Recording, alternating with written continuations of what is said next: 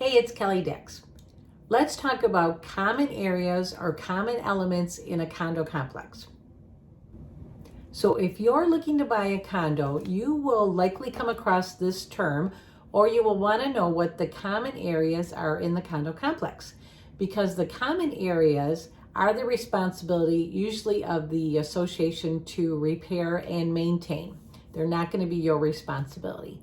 So when you buy a condo, you want to take a look at the bylaws because they will state in there what the common areas are and what the association will be responsible for.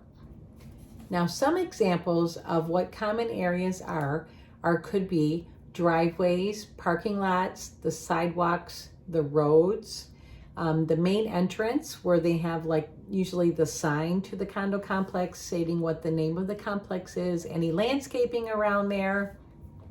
Also, another thing to note is any of the systems in between the walls. So as a condo owner, you own from the walls into your unit. Any of the systems in between the walls should be the responsibility to repair and maintain by the association. For example, any electrical in there, any plumbing lines, any gas systems in between there should be the responsibility of the association. Some other common areas are like the sewer lines, the storm drains, any foundations part of the building would be the responsibility of the association, and any area between the units. For example, if you were in a unit that has multiple floors, there's an area between the two units that they run like ductwork, any plumbing, electrical lines.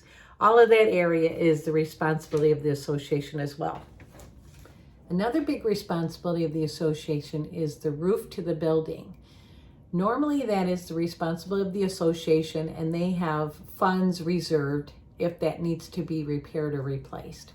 Now, in the situation where there's not enough money, they may in turn assess the owners of that building over a period of time to pay off that roof assessment. So you want to make sure if you're buying in a condo complex, has the roof been recently replaced? Did it get paid off? Is there still assessment tied to your unit? If there is an assessment tied, you want to make sure that the previous owner that you're buying it from pays off that assessment. Otherwise, you may have to take on that assessment and keep paying that roof assessment over the term of those years that you're going to own the unit. So you want to make sure if any big jobs have been done in that complex, you want to see if there's any assessments tied to that unit that you're going to be responsible for, or you want to make sure the past owner pays those off before you close. Now, another term you may come across are limited common areas or common elements. Some of these might include, the balconies, decks, porches, the attics.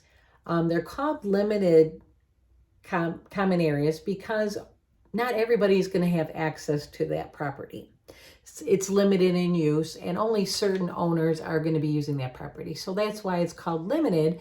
However, the association most of the time will be taking care of this property. So that is a question for you specifically to ask. If it's not in the bylaws talking about, for example, the balconies, you may want to contact the association and see exactly who's responsible for that.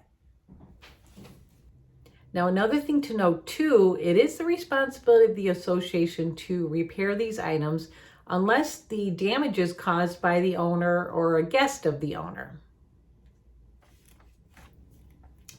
All the answers to these questions are found in the bylaws for the association. So before you close on a condo, usually you have a time period to review these bylaws and make sure that you can follow all these rules before you close on the condo. If you don't find the answers to your questions in these bylaws, I would definitely make a call to the association and ask specifically for that complex your questions and concerns. Hope that helps when you're buying a condo. You just want to make sure what your responsibilities are when you're closing. Thanks.